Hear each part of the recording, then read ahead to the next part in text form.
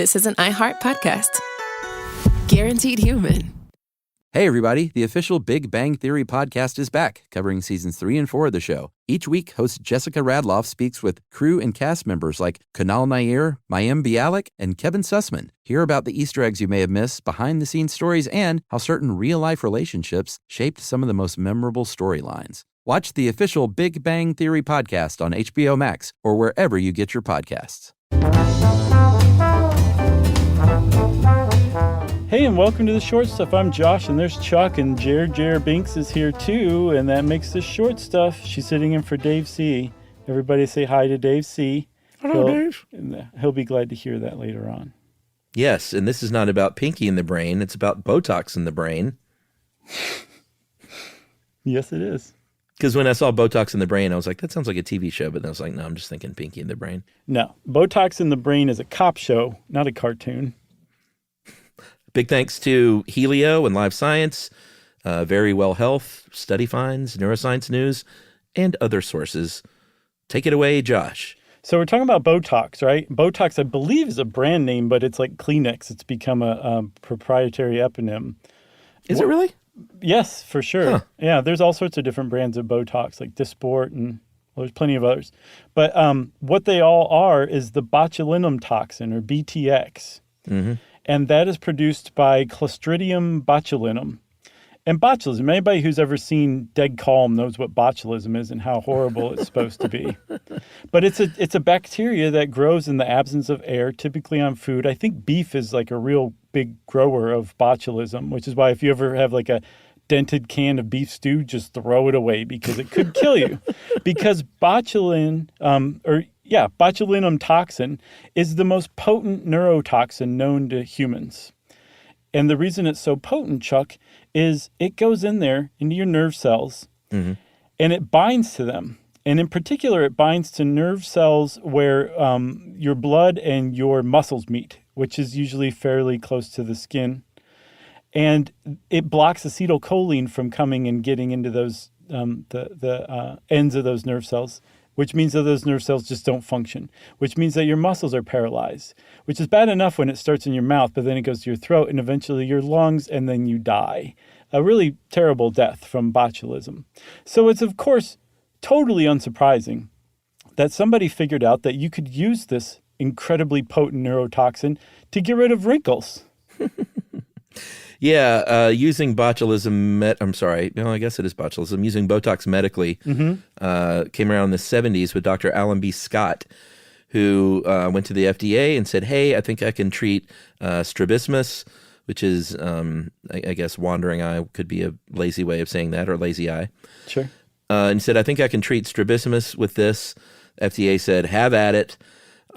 He would inject it locally in the face. One thing that did was prove that it was safe to do, relatively speaking. Yeah. And it could treat muscle disorders. And then starting in the 2000s is when it really came on the scene with estheticians doing what we all think of as, Botox's main function now, which is you get these injections locally in very specific places in your face, usually.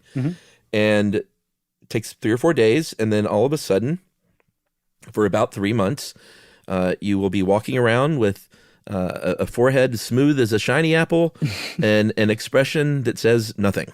Right. You can really get a good poker face from a round of Botox. Yeah. So, yeah, it just relaxes those muscles that cause the wrinkles, say, around your eyes, around your mouth, and your forehead, in between your brow in particular. Those are called your 11s. And by paralyzing those muscles, it relaxes them, and hence the wrinkles aren't there anymore. And like you said, it lasts for about 3 to 4 months. And because you have just like a blank face in a lot of ways. Depending on where you get the Botox injection, you can't really smile.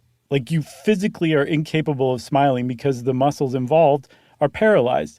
More often, you can't really frown or furrow your brow because those muscles are paralyzed. And so right off the bat, people started reporting that if you saw somebody with Botox, they couldn't express emotion using their faces anymore for that 3 to 4 month period. Yeah, and to be clear, you can make the shape of a smile with your mouth and the shape of a smile or a frown with your mouth, But what people, I think people realize this, is about to say what people don't realize, but when you think about it is what I meant to say. Right. You express emotion with your face. It's you smile and frown with your face, not just your mouth. Sure. Your mouth may go up, your mouth may, I guess, go down or express upsettedness. But it's really, people smile with their eyes and their faces. Mm-hmm. And, like you said, your brow gets furrowed. It's a whole face experience, which is a great album title. Yeah. And Botox, that's what it cuts off. And that's what can be kind of creepy looking, is when someone is smiling with their mouth, but the rest of their face is dead, and it's a little strange looking. Yeah, played to great effect in Insidious. Right. Exactly. Love that stuff. Should we take a break? Because this is where things get super interesting. Yes, I agree. Yes. All right. We'll be right back.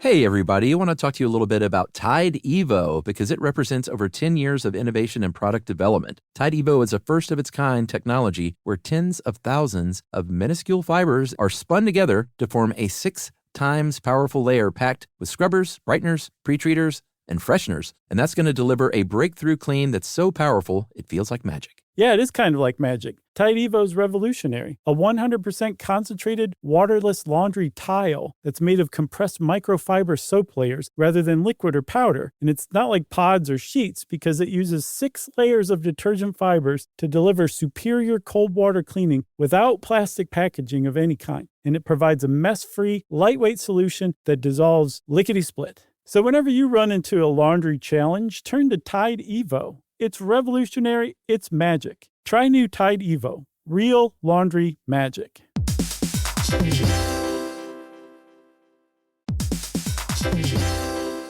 Hey everybody, we want to talk to you about The Big Bang Theory. That's a show that became one of the most defining sitcom of its era and really built a fan base around its memorable characters and unique group dynamic. That's right, which is why we think you'll enjoy the official Big Bang Theory podcast. It's back, covering seasons 3 and 4 of the show. Host Jessica Radloff sits down with crew and cast members like Kunal Nair, who plays Raj, Mayim Bialik, who plays Amy, and Kevin Sussman, who plays Stuart. That's right. You're going to learn all about the Easter eggs you may have missed, behind-the-scenes stories, and how certain real-life relationships shaped some of the most memorable storylines. Yeah, there's cast reflections years after the series aired and expanded content around famous episodes and storylines. It is exactly what you're looking for if you're a fan of The Big Bang Theory. The season is on video, so watch the official Big Bang Theory podcast on HBO Max, or listen wherever you get your podcasts, and stream episodes of The Big Bang Theory on HBO Max.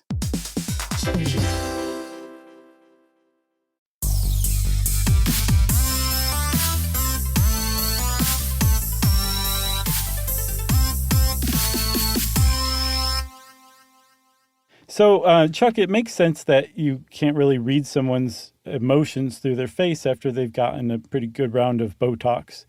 But there was something stranger that started to come in as reports from people who got Botox injections or other kinds of botulin injections, that they weren't experiencing emotions like they used to.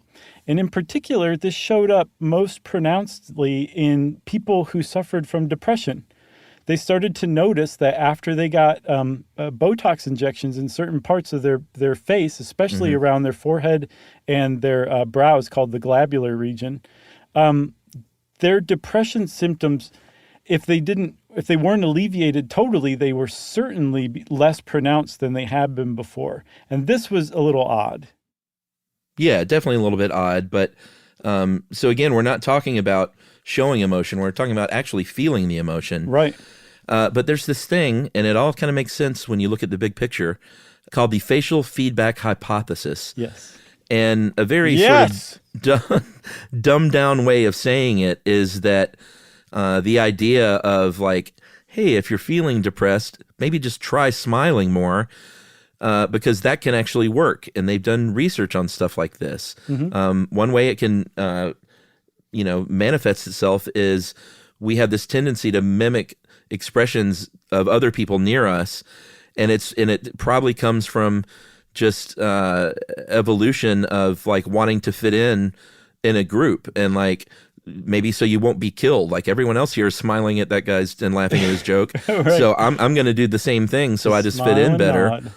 And it's that facial feedback hypothesis at work where it's sort of this feedback loop of smiling from someone else will usually lend to a smile, even if you're not feeling it, especially happy. I'm not saying like everyone's in a good mood so they're smiling, but literally just smiling because someone else is smiling. And then that will in turn generally make your emotions pick up as well. Yeah, and the opposite can be true too. If you're scowling or you see someone else scowling, you mimic their scowl unconsciously, it will have a depressed state on your mood, right?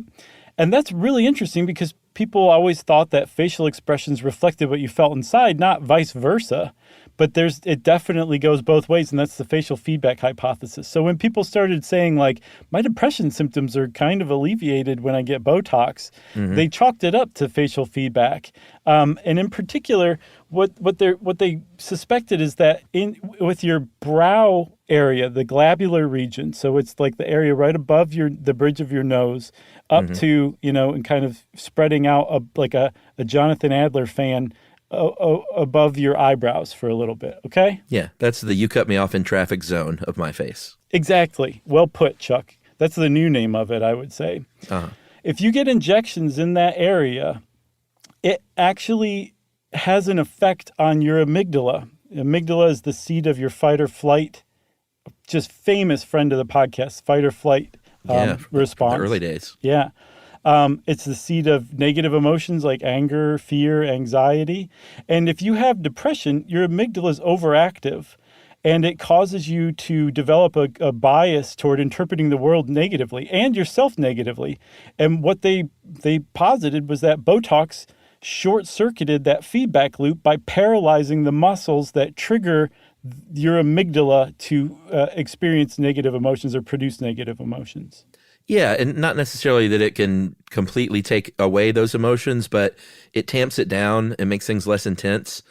And so they basically stumbled upon this thing where they can actually treat depression through Botox injections. Yes, which is huge because it's not direct. It's not like they're injecting the needle into your amygdala and inserting the Botox in it. The Botox is just acting on your muscles, but it's indirectly acting on your amygdala, which makes it a much safer treatment than, say, pharma that acts directly on your amygdala chemically. Yeah, and this isn't just from talking to people and getting that kind of feedback. This has been confirmed in the Wonder Machine and the fMRI.